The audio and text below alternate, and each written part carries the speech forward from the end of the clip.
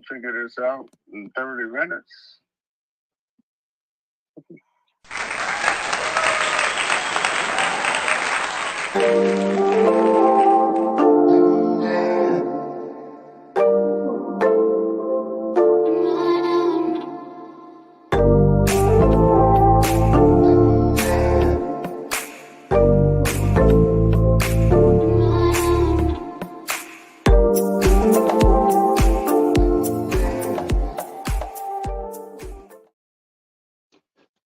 Well, welcome this morning to Portsmouth Coffee Talks morning show.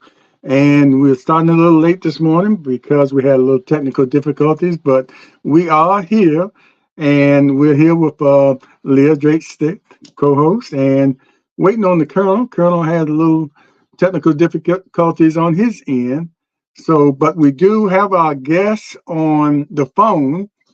So we're going to continue, who is Chester Benton, legendary DJ from back in the day here in the city of Portsmouth, WRAP, I believe it was WRAP. And he's still involved in the radio. So we have him as a guest, and he's here to talk about the 105th year of the Truxtun community. And if you've been following us and Chester over these years, every 5 years, I believe, Chester, am I right? We have a celebration of this historic neighborhood. So welcome. And Leah, introduce your former neighbor, or all-time neighbor. Good morning, Forever Chester. neighbor, I'll put it that How way. about that? Chester, how are you? I'm doing pretty good. It's so nice to have Chester Benton, who is with Clear Channel Broadcasting. And as James has stated, Chester has been a broadcaster at WRAP and WHIH. Am I correct, Chester? Yep, both stations. And he is the president of the Truxtun Civic League. And he's here to talk this morning about the 105th anniversary of the Truxtun community. Cheston has been actively securing archivable material in order to preserve the history of historical Truxtun. So, Chester, we want to say welcome once again to Portsmouth Coffee Talk. Good morning.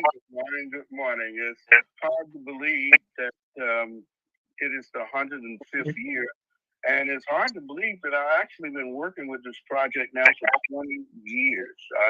I was going back over a lot of the stuff, and it was 2004 when we decided to put together the Historical Truxtun Civic League with the purpose of preserving our history and restoring our pride. And this year not only will mark the 105th year of Truxtun, but 20 years of working on this project. And you've done a great job with it, Chester, as far as pulling the members of the Truxtun community together, those who grew up in Truxtun, and highlighting individuals who are from the Truxtun community who've gone on to do some great things within our city and our nation. What? Go ahead. We started in 2009 was the first year that we started giving away awards. We began giving those awards away in the names of some of the pioneers of Truxtun. The Truxtun story is a very interesting story. And the more I dig into the history of it, the more fascinating it gets. It goes all the way back to 1914, 1915, with W.D. Du Bois and the NAACP finding housing for Black workers at the Norfolk Naval Shipyard. And in the process, they formed a department called the Department of Negro Economics.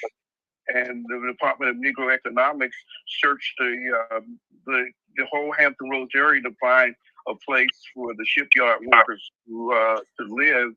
And they found this land that was a mile and a half from the shipyard. And they named it after Thomas Truxtun, and it became the Truxtun community. Chester, let me ask you. You just mentioned E.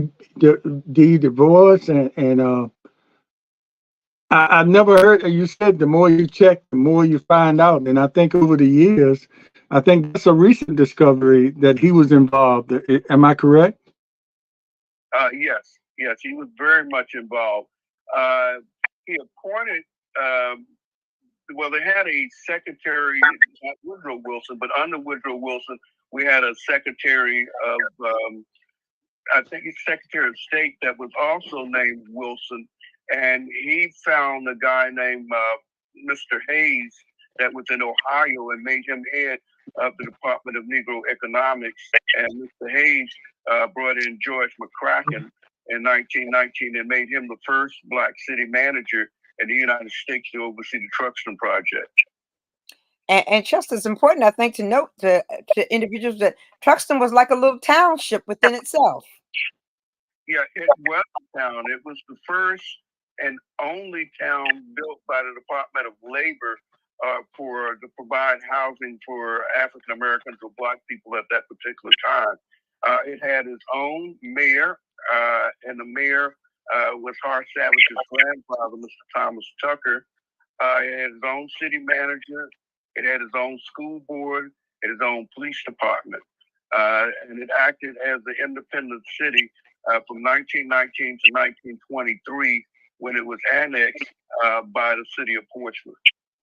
So 1923, the community of the township of Truxtun was annexed by the city of Portsmouth, and then we became a part of the city, which then dissolved the mayorship and all of the other positions that were held, Chester. Yeah, all of those. The key thing is that even after the annexation and it was no longer an independent city, the people of Truxtun had such a tight union that they held together for over 50 some years as a exceptionally great neighborhood. The school board and Truxtun School was built with a large auditorium in mind, and it was sort of like the Norfolk Scope. So we paid the bills. The Truxtun community paid the bills by having shows and people renting out the Truxtun School auditorium for to have concerts. And they, in the first 4 or 5 years, they were actually paying their own teacher salaries, had their own sanitation department, it had its own, police force, and all of this money was paid through a small fee of like $1 per family, and of course from the concerts, and it was 252 houses at the time.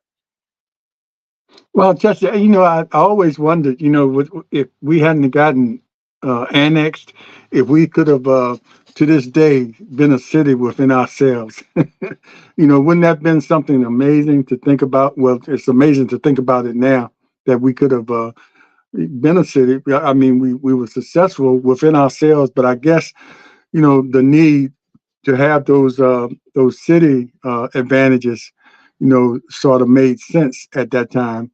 But if we could have held out, seemed like it would have been an amazing city, and we would have been in the position to be annexed and might have grown as the city of Truxtun. Right, but you remember that in 1922, that's when the Daughters of Confederation decided to win the Civil War. And they started to closing down, even burning down a lot of these independent cities across the country. And the ones that they could not burn down or destroy, they were annexed by other cities. After Reconstruction, the Black community was very prosperous, and like the first principal of Truxtun School actually graduated from Yale. So after the Civil War and Reconstruction, Blacks began making gains all across the country. And there were a lot of very influential Black leaders. And those influential Black leaders had contact with the mayor, and with the president. In fact, W.D. Du Bois, and his story gets interesting. He actually backed Woodrow Wilson, who was a racist, because he saw an opportunity that by backing Woodrow Wilson, if Wilson got into office, he would do things to help the NAACP and the Black community. However, when Woodrow Wilson got into office, he became white. And he became what he was in the beginning. Against the Black community. And W.D. Du Bois and his friends wrote 2 letters. If you want to do some research, read the letters to Woodrow Wilson from W.D. Du Bois 1 and 2. And that kind of tells the story of how W.D. Du Bois forced Woodrow Wilson to look up and take action on the needs of the Negro of that day. Yeah, it's a good thing we probably were blessed by that annexation, because we could have been another Rosewood. Exactly. Yep. Exactly. Or Tulsa. Mm-hmm. Because they definitely, and I forgot about when you started out and you said that was during the time of the Woodrow Wilson presidency. I said, oh my goodness, So we were lucky that we were able to Survive. to survive or Exactly. to even begin, because didn't that have to go through him? I guess he figured, well, they're being their own community, so what harm would it be? So, and they needed shipyard workers. So, and one of the things the city of Portsmouth, in laying out the building of Truxtun, and I didn't notice this until I read about it, they made sure that from Alexander's Corner all the way down to the Norfolk Naval Shipyard, that no black have to pass through a white neighborhood in order to get to work. Wow. Yeah. All of the neighborhoods down Portsmouth Boulevard, if you start at Alexander's Corner and go all the way to the shipyard, you will not have to pass through a white community. And that was specifically laid out in the plans to build Truxtun when Portsmouth, when that land was agreed to be purchased. That's that separate but equal thing. But and I think Leah and I both can agree that even after we were annexed, and even all those years when it came to the time when we were growing up in Truxtun, it still felt like a self-sustaining neighborhood because of all the different professionals they had in the neighborhood, the laborers and skilled workers, electricians, plumbers, plasterers, bricklayers, everything we needed was right in the neighborhood. So those shipyard workers that had to go down Portsmouth Boulevard and not go through any white neighborhoods, it was just another thing. We had everything we needed, so we didn't have to really go outside, except when we had to maybe go downtown for some official city business. But even sometimes that might have been problematic. But yeah, I can just remember us be self-sustaining, as far as, and we didn't have any problems till we went outside the neighborhood. Right. And James, so one of the great things, excuse me, was that great, Chester. Our teachers and our principals and everybody lived on our street. That's what I was about to say, Chester. We Chester. didn't have any type of a problem. I remember when I was in the first grade, they told me that I had some problems with Miss Gray. And Miss Gray. I was going to tell my mother and father. She said, I taught both of them. Miss Gray was my teacher as well, and she did not play at all. No. Yeah, she said, I taught your mother and your daddy, so go tell them what I did. They know what I did. Everybody had to pass through Miss Gray. The fact that we did have our teachers and our principals right there in the community with us. Yes. And I lived next door to the parsonage of Mount Palmer, so on Sundays when I didn't feel like going to church, the preacher would knock on the door. A sense of a real community, that's for sure. So, Chester, what sparked your interest in? Well, first, I guess you just wanted to study the history, and like in our community, just sitting down with certain people like Mr. Curry, or even getting your hair cut with Mr. Newby, you would get a little sense of, or a little stories of the history. So, I guess if you compiled all of them, and what sparked your interest to get into the history and to the point where you wanted to celebrate the people that came through the neighborhood, that were a part of the neighborhood? What happened was my father, when he got of age, he decided that he would divide some of his property. And so I had moved out. I was living in Collingwood. The family had moved out in 68, 69 to Cavalier Manor. When I got married, I moved into the Collingwood section. And so my father called me over one day and said that, okay, this is the way things are going to go. And he told me, he said, Chester, I'm going to give you the piece of property on Portsmouth Boulevard because it was the first piece of property that our family had owned. Because his father purchased this house in late 1919, early 20.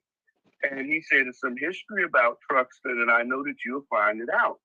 So I didn't pay it any mind. And in fact, when I got the house, I rented it out. I decided not to come back to Truxtun because the house was like 18 by 18, and I had closets that were 18 by 18.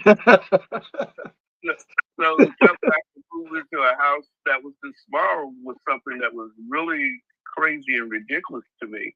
But as trying to rent property out became more and more of a headache, after my wife and I separated, I decided, well, heck, I'll come back and make me a bachelor pad and, live the life. I came back and in trying to remodel the house, I was told that with certain regulations that I could not make changes. I had to keep the front. I couldn't, I had to keep the original style. So somebody had looked into saving these houses before I got involved. It was probably Lucy Overton and her group. Mm-hmm. Crime was bad, and living in the neighborhood, they were selling drugs on the side of my house, and they was using my house as a cut through from Manley Street to Portsmouth Boulevard. At the time, Ron Lucas moved in. Yeah, shout out to Ron. Shout out to Ron Lucas. And so Ron got with me, and he got with Bobby Smith across the street in Beverly Gray, Miss Russell's daughter, and we formed the Truxtun Civic League. Said that we would restore the pride and say and show the people about our future, restore that pride and show the future. And so in 2004 we began meeting. In 2005 we said we were going to have a community day and to bring the people together, and that's where it all started. And so in planning the first reunion, which was in 2007, the historical Truxtun school reunion, because we want to make sure that we got all of the people from not only Truxtun, but the other areas like Acadia Heights and North Truxtun, and all of that became part of our community in 1947 to 1950 when those houses were built for the war veterans or the workers for World War II. So we wanted to make sure that we not only just honored historical Truxtun, but that whole Truxtun community that worked together, Truxtun, Douglas Park, Brighton, all of us worked together those years as a Black community. And we all shared the same thing because many people, Truxtun people went to Douglas Park School, and many people out in Douglas Park area in North Truxtun all went to Truxtun School. And Brighton Truxtun School was actually combined at one point. Yeah. So that's when I started reading and finding out things, and I started to, find out about Thomas Tucker and a guy named Robert Hester and all of these people and the great things that they did in 1919 to 1923, and then even after 1923, how they continued to make this a beautiful community. I mean, the community worked together. Your streets were clean. During the early 50s and 60s, people would ride from all over at Christmas time to ride down Portsmouth Boulevard. That's right. Mm-hmm. I mean, it was just so much pride. And then I started finding out about the Johnson family, the entrepreneurs, who owned that whole corner that was called the Triangle, and they had the restaurant and they had the gas station and the coal station. And I found out about the Viking Club, and they were a group of young men that got together and formed a club to pursue entrepreneurship. And they had a filling station also, and they had a car repair shop and a restaurant. And Lucy Overton had the beauty Beauty salon, and we salon, had a yes. beauty school. We had a cleaners. The Powells had cleaners. Miss B had a convenience store. We had the shoe shop. We Mr. had a Wicks office. and I upholstery. mean, we were a Upholstery. community within ourselves, and you know, the history was so great. So I began about 5 years ago on the publishing of a book called Rich Poor People, and I'm still working on the book and the documentary. But Rich Poor People is the story about people. And the reason I came up with that name is because everybody that I talked to that grew up in Portsmouth, none of us realized that we were poor. If you ask them, well, you were poor? No, Nope, we weren't poor. Yeah. Mm-hmm. Yeah, we were rich. We were rich in heritage. We were rich in spirit. We were rich in community. And so all of these stories in the book tell about these rich poor people who had a vision. And with that vision, we're still here today, you know, 105 years later. And Yes. just the strong family structures that were all throughout Truxtun was something to look back on in amazement, fond memories, you know, with all the families and I guess most family. What would you say the average family size was? Like five and up children. Most people had five and up children. I think the average family was what? How many were y'all live? We had 7 in our house. It was five. It was five in our house. The average might have been a little higher because some people had 13 and 12, which was, and the Patterson family, you know, that they really raised the average. I started out in 1965, and now I see 4 or 5 that I don't know. Uh-huh. And you know, it's so amazing because just as you said, we were a family within a community. We supported each other in every endeavor that went on within their family. When babies were born, I remember my mother going down to Miss Patterson's house, helping to deliver some of the babies that she had at home. And you know, when we fed each other, we took care of each other. We were the true community, you know, where we all worked together. And you didn't have the conflict and the confusion that you have now, you know. Um, and the people took care of their properties. They maintained their properties. So it was a city, a great little city within itself. That's why a lot of people. Go ahead, just I'm sorry. Time when we had Truxtun Corner and people hung out. If we were out on the corner and in my early days and we were drinking wine or whatever, and singing. An older person walked, we would hide the wine and tip our hats and say good afternoon. Exactly. And, I mean, and that showed respect. Mm-hmm. It was the people that were bad weren't bad. You know, it was just a community, and even the guys that were on the corner. I remember when I was a paper boy, and I would go past the corner to pick up my papers. The guys would be out there. And the guys that were supposed to have been bad would say, young boy, you better stay in school. Young boy, you better get that education. You know, they would give us as kids words of encouragement. Mm-hmm. And, you know, and Truxtun School was our gathering point. Yeah. All the activities that took place on the grounds of Truxtun School. Mm-hmm. And it makes me wonder why Parks and Recreation is not doing the things that we had, because we had baseball games at night with no problem. We had activities that during the summer behind Truxtun School. We had baseball games, baseball teams playing everybody belonged to the Boy Scouts, everybody, the Girl Scouts, everybody played a sport, activity, learned something. It was in the plays at church. I mean, it was just great. Everybody belonged. And you'd be out there on that ball field in the evening, and Mrs. B's store would be out there with those fried crabs, and we would have those French fried potatoes with the vinegar, with the malt vinegar and the hot sauce, and the little ice cream. What was it? The snow cone cup in the snow cone cups. And you mentioned something to me the other day about a ruff. Right? I was trying to figure out what's a ruff. The ruff was like a bread pudding, but it was thicker than a bread pudding. But it was yes, it was very, very good. In fact, I think my sister recently found a recipe for the ruff, but Miss B had the ruff in the stores as well. Yes, I want to say welcome to the Colonel, and glad you got on, Colonel. And the Colonel spent a little time out here in the Truxtun area, a very brief time when he stayed with us, when all the brothers and his mother and father stayed with us. So we can give him that Truxtun. He had that Truxtun experience as well in Acadia Heights, which might have been called West Truxtun.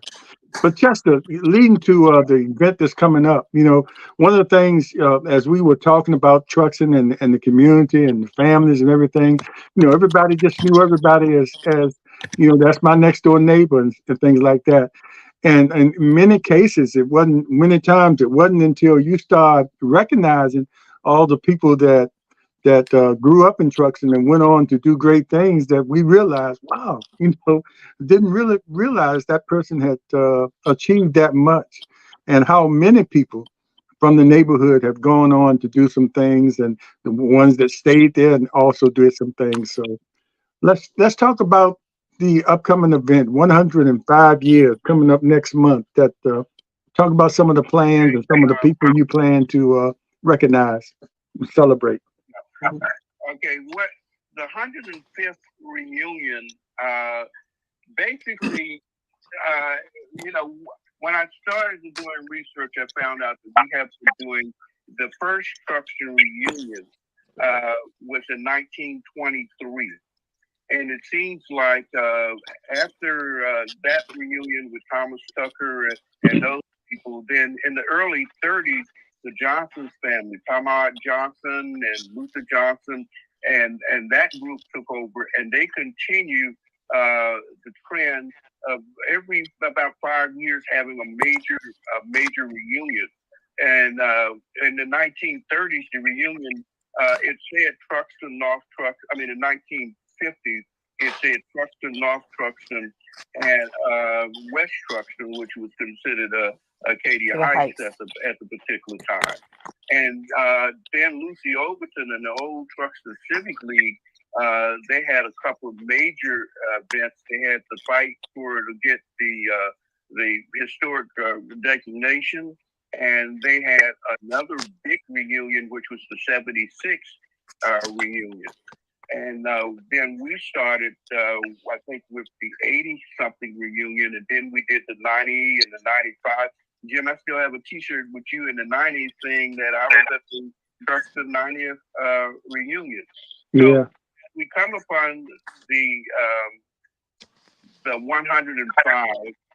We're doing a couple of things that are different, and some of the categories we're going back and adding some of the founders to that particular category. We have a community award named after Lucy Overton. I don't have the list in front of me of everybody that's on that that's going to be inducted right now. We're starting off on Friday night with something new. It's going to be a movie night, a free movie night. And what we're going to do on Friday, well, of course, Roger Terry will be out here with his Stitch Fry, but we're going to show a movie, and we're inviting the new houses because we have a lot of new people that moved into Truxtun that know nothing about Truxtun. So we're going to be putting door knockers, inviting them to come on out and meet the people of Truxtun, learn about the history of Truxtun, and sit down with the family and watch a movie. On Saturday morning, we have our annual parade. That starts at Truxtun School. The lineup is at 7 o'clock. We start at 9. Truxtun, North Truxtun, and we even come past your house, Jim, so that you don't say we left out Acadia Heights. and we come through Ashmore Street all the way down to Magnolia, down Magnolia back to Portsmouth Boulevard, back to Truxtun School. At 12 noon, we have the opening ceremony, and then after that, we have just just fun day. And Mount Carmel, is celebrating this 103rd. So we usually set up the kids zone over on the Mount Carmel on the hard surface, and we'll have video games and horse rides and free popcorn and hot dogs for the kids over on Mount Carmel. And in Truxtun, we're setting up vendor tents. We're going to have food vendors. We're going to have just fun. We have an old tent that we're setting up where you're going to be able to play old games. Kendall, whose mother, Flo Kendall, ran Douglas Park for a long time. We have bolo bats and barber jacks and horseshoes and spinning tops, and just to show some of the old games that people used before we got into the automation. Because we're teaming up with Mount Carmel, we have the theme that we are one. And to make that team work, I decided to bring in, I have a tribute show to Frankie Beverly and Mays. So we're doing the tribute show. It's going to start at 5 o'clock. It's going to feature tributes to Michael Jackson, Tina Turner, and Frankie Beverly and Mays. And that's going to last right up into the awards ceremony. Now, usually we would rent a place and do an awards ceremony, but every time I pick up my phone, I see that you and Leah and so many other people are going to so many awards ceremonies, and they're formal, and I didn't want y'all to have to buy another tuck and another gown, and I just wanted to try and sell any more tables. So we're going to make ours free this year. It's going to be free if the rain permits. I mean, if the weather permits, it's outside. If not, we'll move it into Mount Carmel Church. And on Sunday, we have the gospel show, and we're going to have the church service at Mount Carmel. So that kind of wraps up in a gospel concert after the service. Oh, and one thing, and Leah, I hate to steal stuff from you, but it's some of the things you do are just so great. I saw a picture of you visiting one of the Griffins, one of the old guys that yes, Robert Earl. Yeah. And so I started asking around, and I found out that there's so many people that are over that 75-year-old category that a lot are in nursing homes, a lot are out at home, but they haven't seen their old friends for a long time. So we decided that we were going to do a free seniors lunch at Mount Carmel, and that I'm working with trying to get transportation so if they need transportation. But we want to get those people out, see each other. And Hard Savage is Howard 97 or 98. 98. Mm-hmm. And we have a lady that is some kin to the Ridleys that's 100 and something. You know, she's living in, So I'm seeing if there's a possibility to get her in. I know that Clarence Mitchell's mother is like 92, 93. Right. And so I want to get all of these people in a room together and just let them talk about Truxtun. I talked with Paul Battle, and he has a TV studio. And I want to bring them in to film these people just talking about some of the things that we talked about, but they have a different experience, because our experience started in 50, 55. But let's think about those whose experience started in the 40s and the 30s, the stories that they can tell. So I want to make sure we get all of this on film. And Chester, as you talk about some of the awards that be given out, I hopefully doing one of those events that you can just mention if it's any. We got a lot of guys in the neighborhoods to be drafted and sent straight to Vietnam during those days, and some of those guys are still around. And hopefully doing one of the events, if they're there, they can just be mentioned. You know, those guys are, of course, a lot of guys in our community back then. I can remember got drafted and didn't come back, but there are some that came back and that are still here. We're in 30 days, but we work hard. If time allows, come up with to make it work. Just get when we meet every Tuesday at 6. Right now we're trying to make sure that we try to get people to buy family tents or something, because by not having a reunion, it cuts down on the money. So the only income that we will get is from ads, that we have to make sure that we sell ads, and space on the truck, the school field, tent space. And even though everything is free, the night of the concert and the awards, I have a $10 ticket if you want to cheer. And so we're just doing that because, we're not trying to raise money, because we don't have to pay that $8,000 to $10,000 for food. So I said, why, charge? But we do need money to make this thing work. So anybody that that wants to buy an ad or a family ad, or buy put up a community. If Wynn Street wants to buy a tent, it's $100 for all 3 days. And you can come out, put 10, 12 people, bid $5, $6 a piece if you get enough people. But we want to make that field look good.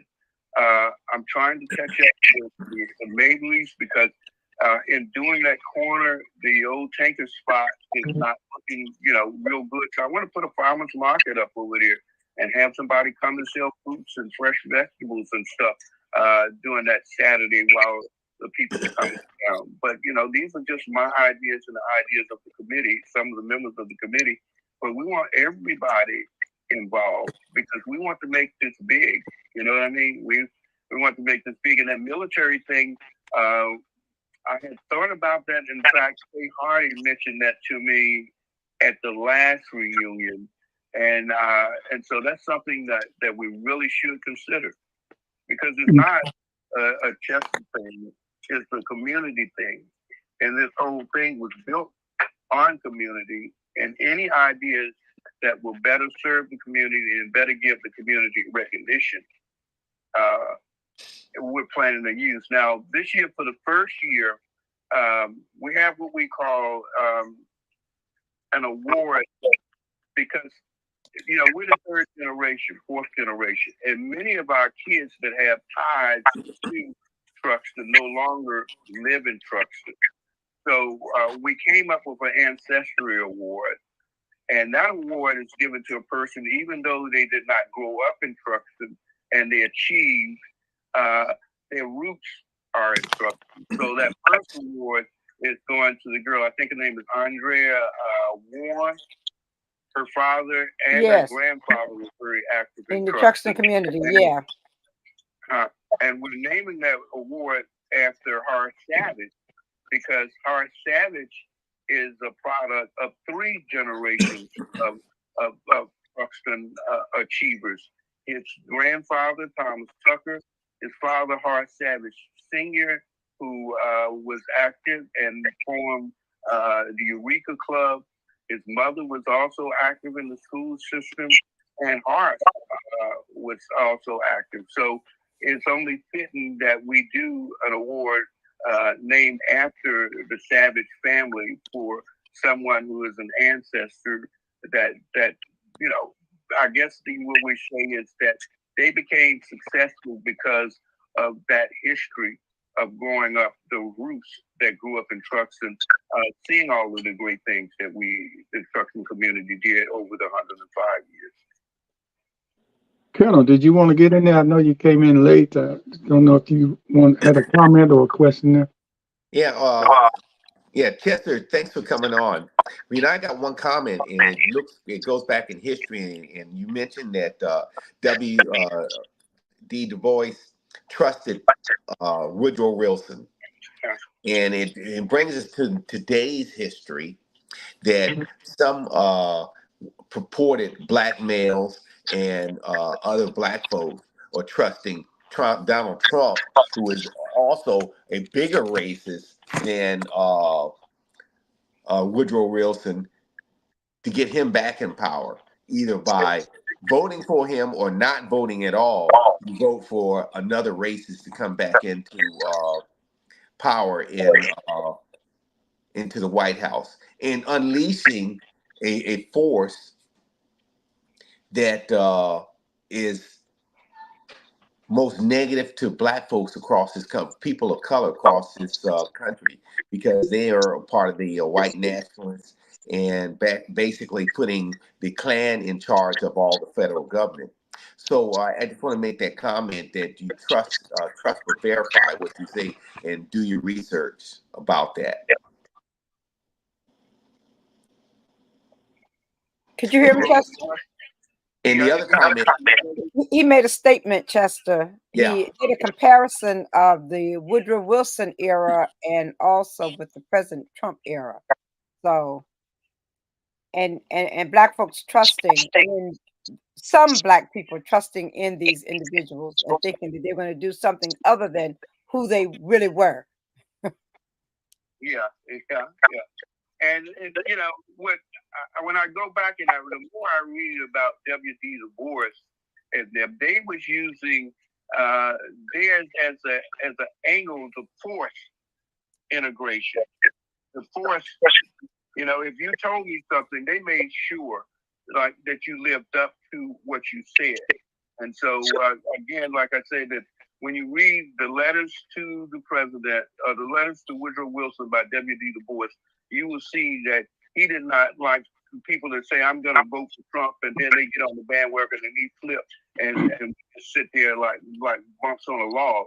W.D. Du Bois took action to make sure that what he promised that he delivered. I want to let you know you've been listening to Chester Benton, and you don't see his face up here, but he was on the radio for years, so it's sort of fitting that we only hear his voice. You recognize his voice, Chester Benton there, when he was spinning those records and making, you know, when everybody was listening to the radio and getting their news and information and just hearing the latest records. So Chester Benton is here with us. His voice is here with us, and that's what made him famous. The other thing, James, is that people that want to make sure that their history is inserted. And so on Friday when we have movie night, if you can create a movie in an MP3 and you know 5 to 10 minutes telling about the history of your family, the history of Acadia Heights, the salute to the veterans, any of those movies, we want to combine them into a movie, because the first hour of movie night, we're going to show a movie on the history of Truxtun.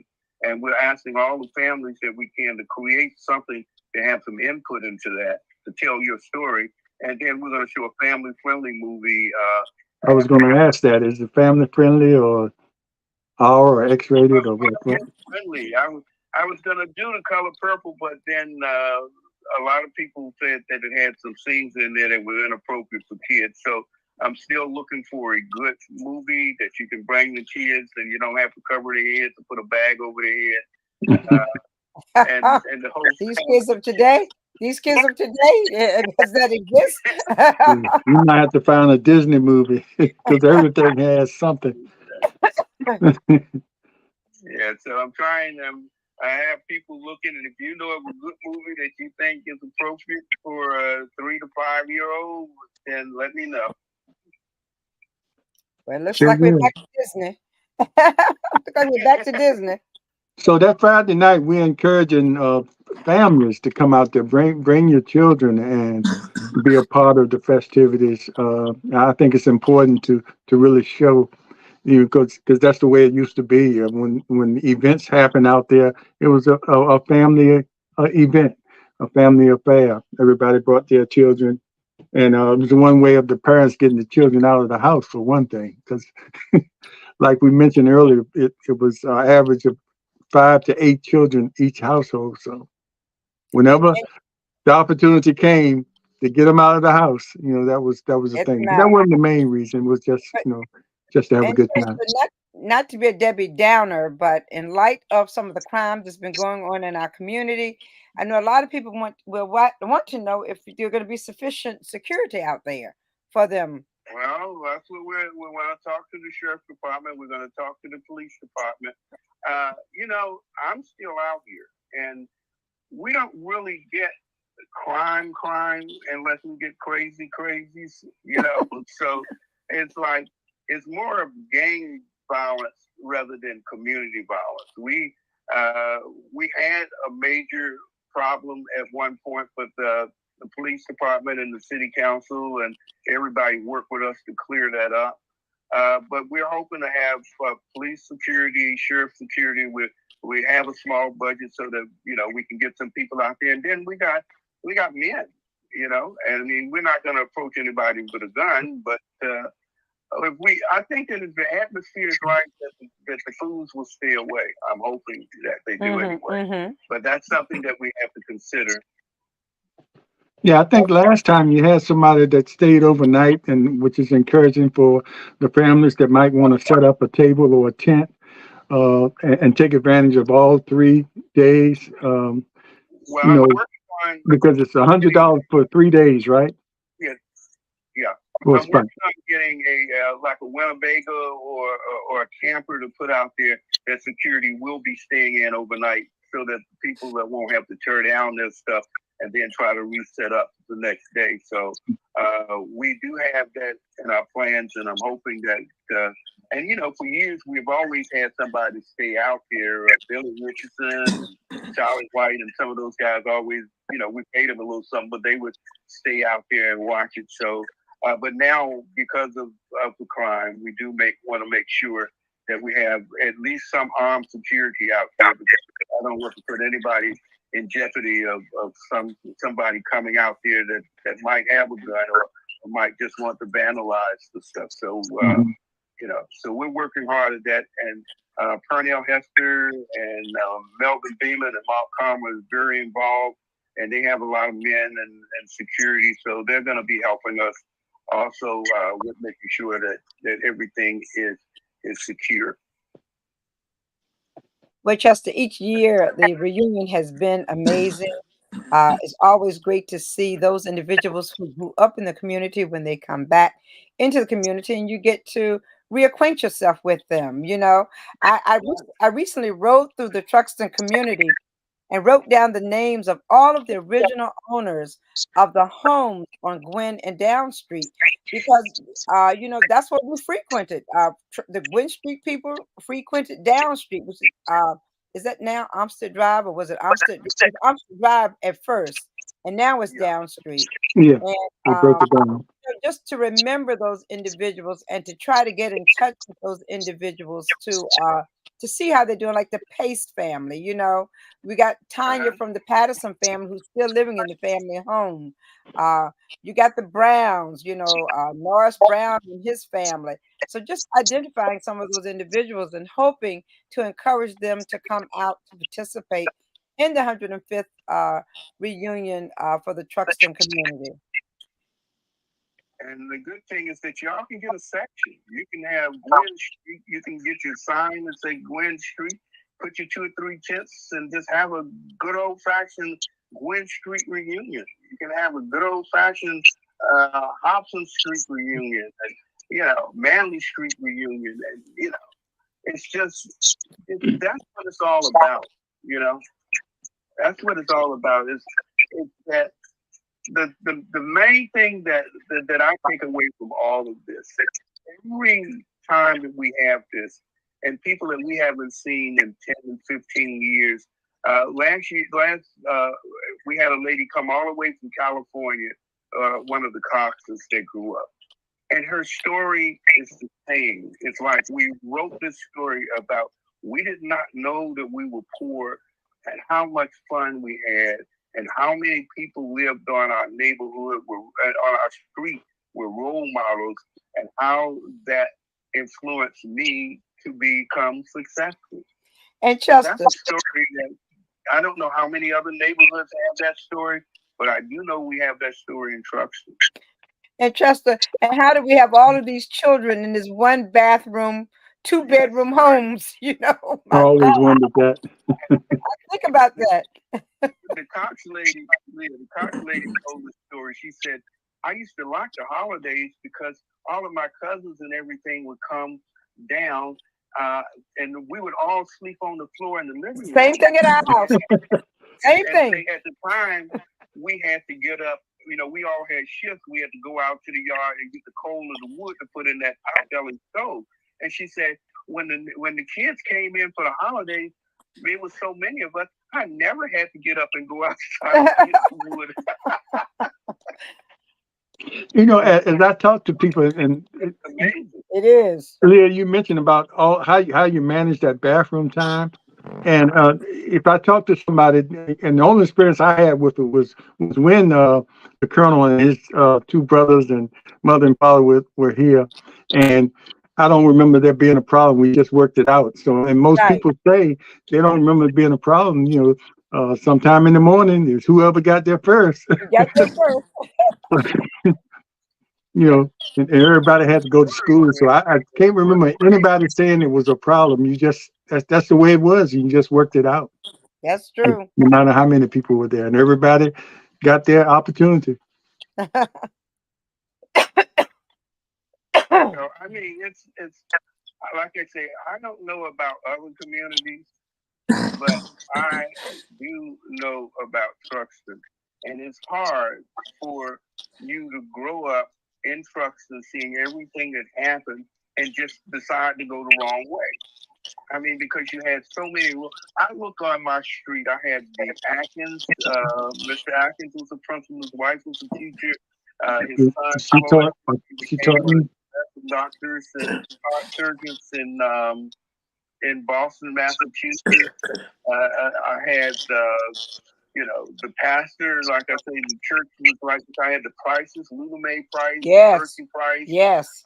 on my street. I had the Cox family on my street, and teachers, Mr. Lawrence, on my street, and this is just my block. You know, when you have 10 to 15 role models on your block, it's hard for you to say that I'm going to be a hooligan. You know. Yeah, and so and the family, and then you had your older peers. My oldest brother has 9 paintings in the Pentagon, and so I can't grow up not wanting to be something, you know, because you know he was the oldest and he led the way, and we had to follow. So it's just a great story. Yes, indeed. Yeah, it's just as we get close to the end, and we'll probably have you on again, but it's probably still an opportunity for people who want to help. And you mentioned earlier you meet every Tuesday, and where is that? Is that it? 6 o'clock at Mount Carmel. We come in. Most of the people have assignments, and basically what we do. And if you want to do it by phone, if you can't get there, I'll be glad to figure out how to Zoom and get you there, because you know the bad thing is that I've been working on this, and we work on this. We do it every 5 years, but I've been working on this for a year. And as we get in under 30 days, there's so many things that have been missed, you know, and there's so many people that say, I don't know, or I have been left out. So, you know, we have to try to include as many people in this planning process as we can, because we want everybody to have this experience, you know, to come out and meet their people. So, I mean, if you just walk into people, run into people, tell them about it, tell them to come out. That's why we're trying not to charge, you know, and we're trying to show that when Wade Buchanan and 13 and all of them come out, that we are a strong Black community. Forget about the crime that you hear about in Portsmouth and the craziness in downtown. We are a Portsmouth family, a Portsmouth community, and this is how we have fun. And another thing, as far as people buying those spots for their families or maybe streets, will they be able to grill or cook out there? You know, I know it's on city property. I don't know if there's any restrictions about that. What we're going to do is that I'm going over to Charles Peak and get the line thing. Now, as long as you're cooking and you're not selling food, you don't have to have permits. Right. If you start to selling food, anybody that is a vendor have to go through the city to get their license. But if you have family and you want to cook out and feed the people from your neighborhood and your friends, yeah, do it. I mean, there's no problem with that. Okay, and how will people? You down. How can people, if they want to reserve a spot or something like that, where would they call? How would they do that? Okay, yeah, I have my daughter's working with me. I will give you her phone number. I'll send that to you, and Okay. she's lining up. I have, and I'm not. I think she's just doing vending. I think Goldie, I will send you her number. She's in charge of the families and friends section. So I will give you her number, and anybody can just call her. And then, we don't, Friday night. I don't want to set up tents because I rather for the people to come out and sit in their cars or bring their lawn chairs to watch the movie. Saturday, we do have tents. In front of the stage for the awards night, because we're not charging, we're going to put up 200 chairs. If you want to buy a ticket so that you are sure to have a seat right near the stage, a VIP section, that's $10. So we're not trying to make a lot of money. We're just trying to cover the cost. And you can have those tickets also. So you can, and we will have ushers. We have hospitality people that will put you in the seat. Not only will you get a ticket, but you have an armband, so that we know that only those who have the armbands can sit in that section.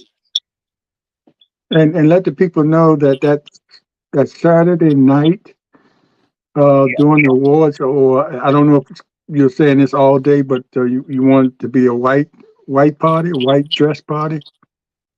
Yeah, the white party starts at 6:00. That's for the award ceremony, huh? Is that for the award ceremony, Chester?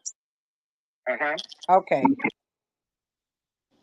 Yeah, I want to get with y'all. Y'all will be having the award ceremony.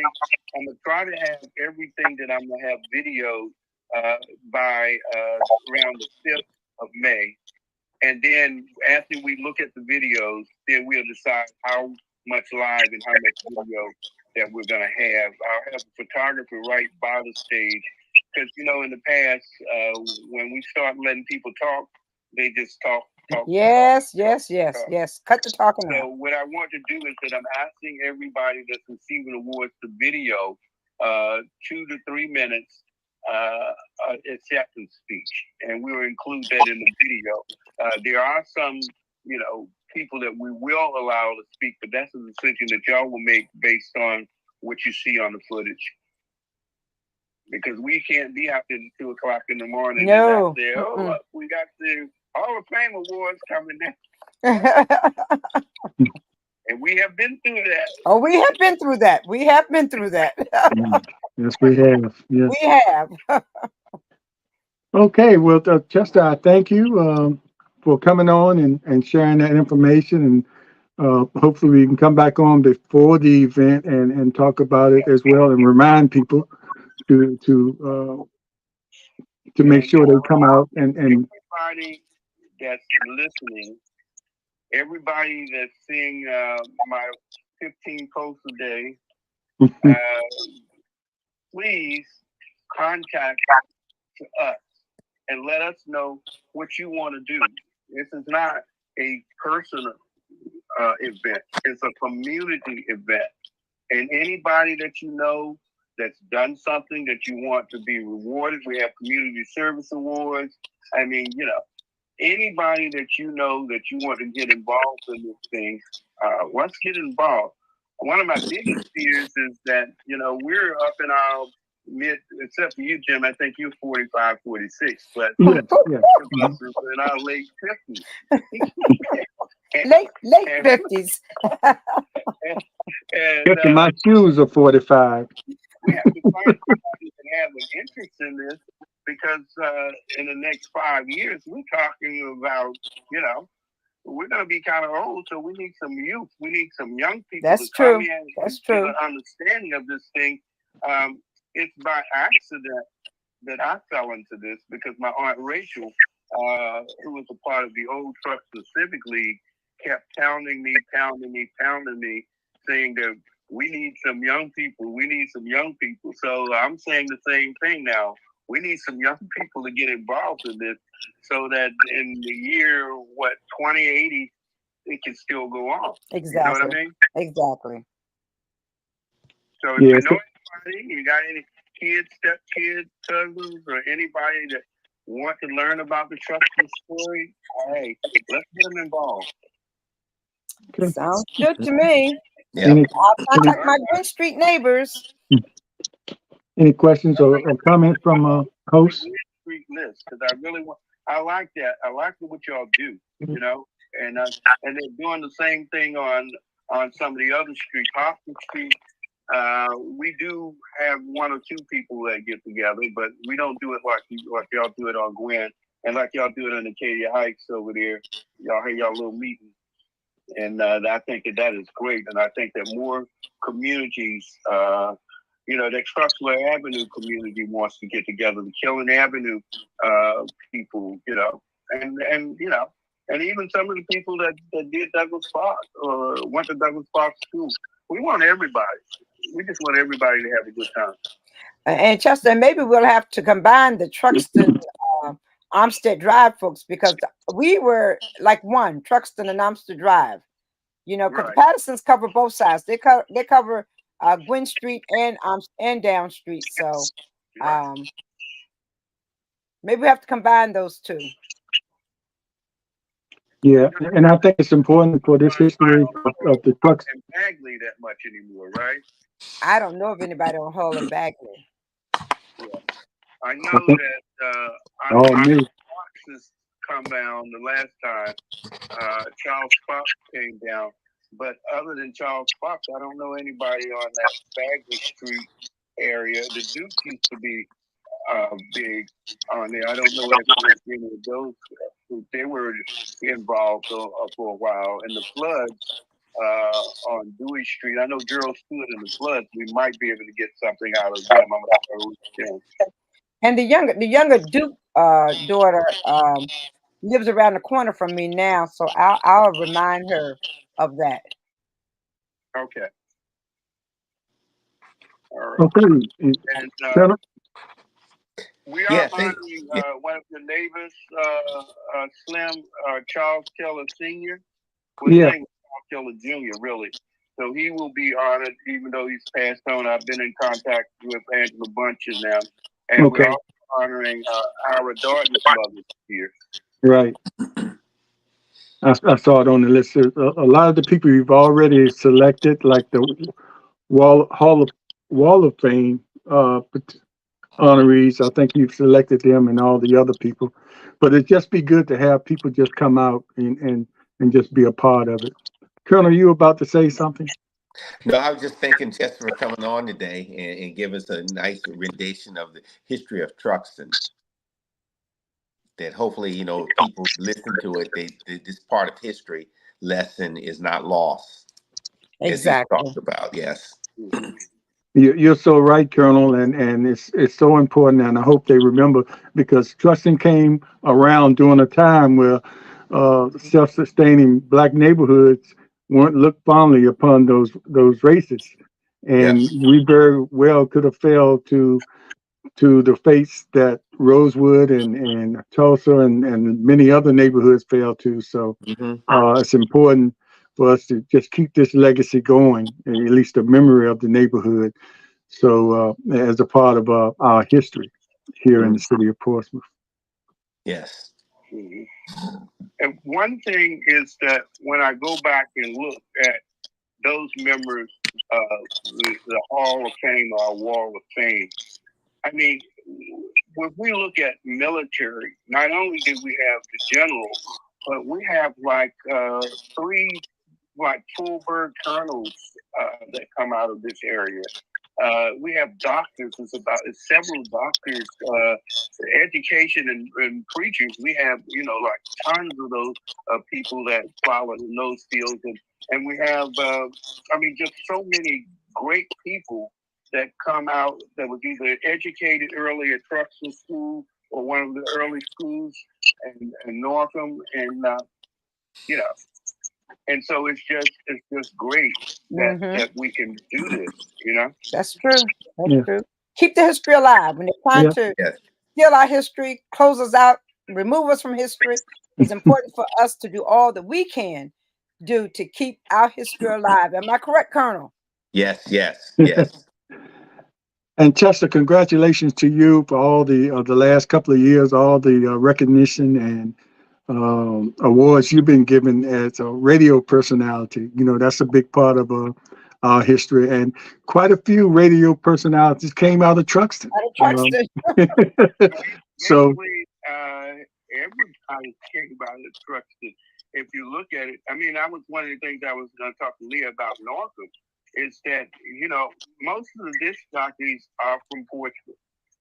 And somebody said to me it was because that Northam had such a great drama department. When the radio station started, they were looking for people that could speak, and they found most of them in Truxtun. But if you go back to Truckler Avenue, Jack Holmes stayed on Truckler Avenue. Yes. Frank Howison stayed on Truckler Avenue. That's right. Sip Collins, if you remember his name, he was back there from North Truxtun.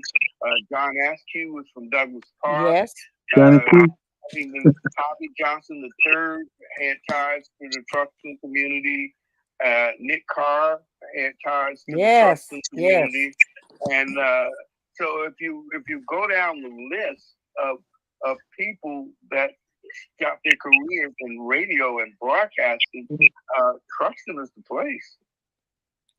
Yeah. Jackson and Frankie Stewart, not from Truxtun, but they grew up in Carver's Home. But Carver's Home was like, hey, we can't get into Truxtun, but we can do everything. We do all of our activities in Truxtun. That's for sure. That's for sure. So Frankie Stewart was Soul Ranger, right? Yep. Yeah. Oh, okay. Just for the people that remember. Into the Hampton Roads Hall of Fame yesterday. Frankie Stewart, H.K. Ellison, and myself, and all three of us have ties to Truxtun. Wow. Yeah. And Ellison is Douglas Park, right? Yeah, H.J. was from Douglas Park. Yeah. Okay. But all right. Played ball and everything. He played ball with us in Truxtun Field for the Grenadiers. Oh wow, I hadn't heard that name in a while. Grenadiers. Yeah. I mean, the more you talk about the neighborhoods, the more comes up. Everybody played ball for Mr. Coca-Cola. That's right. Mr. Ray was the man if you're going to play ball. That's right. And as a matter of fact, we honored Mr. Ray and gave him his flowers when he was living. And one of his daughters is going to be honored this year. Yeah. Nettie Ray. Nettie is very active in the community, even though she's moved out of Truxtun and is over in Camelot. She's still very active in anything that we ask. And that's one of the things is that when I go back and I look at these people that have been helping and volunteering, they've been doing this for almost 20 years. Mm-hmm. You know, it doesn't seem like it. It seems like it was just yesterday we got together, but it's been 20 years now. And that is my classmate, so you couldn't honor that finer person. And plus she made history. You know, she was in the military when they were waxed, and while she was in the military, they gave them changed over to regular army. Yeah, I wanted to do some type of memorial because we miss guys like John. I miss John so much because he was like from elementary school. He was like the guy that I kind of looked up to. You know? John Hatcher. As far as speaking John Hatcher. Yes. Yeah. So we miss so many of those. And, you know, and we still have LB, who's like 80, 82, 83, and she's still active. LB is a little older than that, isn't she? Is that?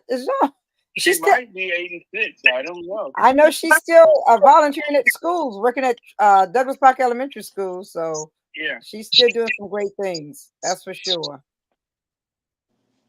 Okay, well, we'll end it there. And Chester, thanks again for coming on. Quite a few individuals made it through the mid 90s from the Truxtun community. Yes, indeed. My mother was 93 and my dad was 94. My mother made 97. My grandmother, my mother's sister was 99. You know why that was? They ate food right out the backyard. Out the backyard, honey. Yeah. They grew and ate what they grew. Next door in the soil was good. They ate good food. Ate real good food. Because, you know, where I stay now, the Dukes and my grandfather purchased the lot beside me and put a garden and they had chicken pens, they had chickens. This is and they raised their own food. Yes, They worked indeed. together and raised their own food. Mm. So, Great memories. Great memories. Yes. All right. I paused there because when I try to end, another subject comes up, I know. and that's the way it was. When you try to end, you think of something else that was happening in the neighborhood. The memories just go way back and cover a lot of people. So I would try again. Chester, thanks again for coming on. We appreciate it, and thanks everybody for watching. And remember to like, subscribe, comment, and share this information so as many people can be involved. And did you give the dates of the weekend? The 17th through the 19th, I believe, in May. Yes. 17th through the 19th in May. So movie night, family night. Try to get introduced to neighbors on Friday. Parade all day. Saturday is a full day. Sunday church service and a little gospel concert. And don't forget, if you know anybody that seniors over 80, we want them to come out to that free lunch. Okay. Let them know. And if they need transportation, let me know, because I'm trying to get a couple of church vans and drivers to pick them up. The ones that had handicap things, that to pick them up and bring them here. Have a couple of days out from wherever they are. Talk to some people. Have some good fun, and you know, you never know how much life that will add to a person. Exactly. Like this is going to be a great weekend, and make sure you bring your young people so they can know the history. Okay, thanks everybody for watching, and we'll see you. All right. We'll see you next time. Take care, Chester. All right.